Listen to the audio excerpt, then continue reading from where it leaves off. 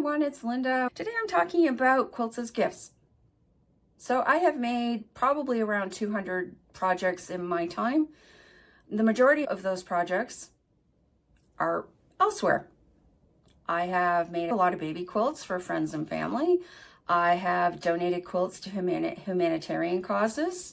I just don't keep quilts. I make them and I give them away, and they're usually made for that purpose. So quilts as gifts are a great thing. I don't think there's anything better than a baby quilt.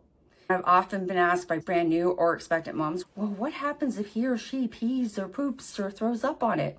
Well, you put it in the washer, it's all good. And they seemed a little shocked by that. Giving a quilt for an occasion, like a birthday or an anniversary or graduation, can create great memories for people. However, sometimes giving quilts can result in disappointment from the person who receives it. I had this happen and it actually ended a friendship.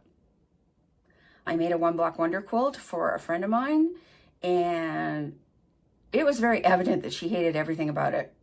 I gave her the quilt for Christmas and it was like, oh, thanks.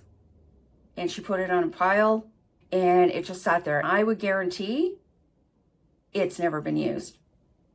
She probably gave it away or threw it away, I don't know, but that ended that friendship. It can be very hard when you pour yourself into a quilt and whoever you're giving it to just looks at it and goes, yuck. I could get the same thing at Walmart, which is kind of funny, but you really can't. So always be prepared, especially with baby quilts.